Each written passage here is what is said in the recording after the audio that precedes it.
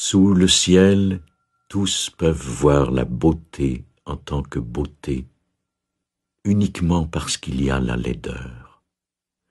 Tous peuvent connaître le bien en tant que bien, parce qu'il y a le mal. L'être et le non-être s'engendrent l'un l'autre.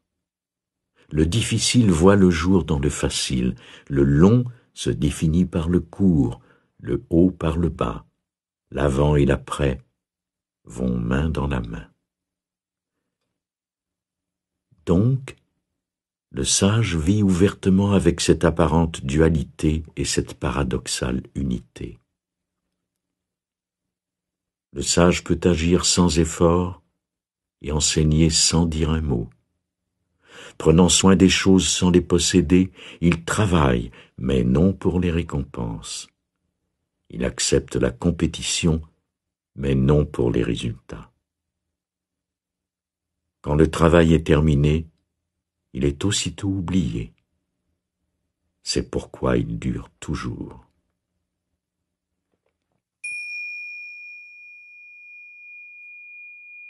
Vivre l'unité paradoxale. Pensez un instant à tous ces concepts à l'intérieur de ce système de croyances basé sur la dualité qui dépendent de leur contraire. Une personne n'est grande que dans la mesure où il existe un système de croyances qui inclut l'idée d'être petit.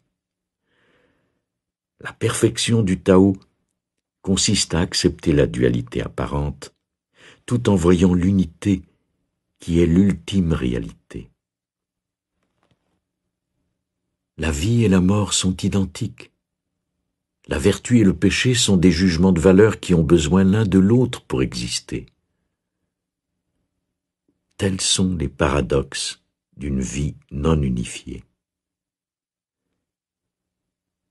Vivez une vie unifiée. Contemplez l'idée que la dualité n'est qu'un jeu de l'esprit. Déplacez-vous librement sans vous soucier de ce que vous devriez être ou de ce que vous devriez faire. Quand la dualité et les jugements de valeur font surface, acceptez-les comme faisant partie de la parfaite unité. Accomplissez davantage en faisant moins d'efforts. L'effort n'est qu'une partie du tout.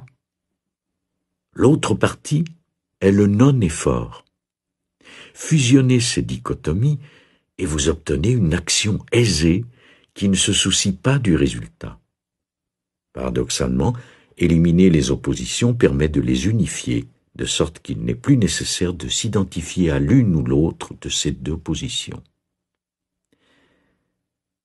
Dans le langage d'aujourd'hui, Lao Tse résumerait ce second verset du Tao Te Ching en disant « Soyez, tout simplement ». Mettez le Tao en pratique dès aujourd'hui. Mettez le Tao en pratique aujourd'hui en ignorant une situation où l'on vous donne l'occasion de vous défendre ou de vous expliquer. Rentrez plutôt en vous-même et sentez la texture de ce malentendu. Prenez conscience des émotions qu'il suscite dans votre système.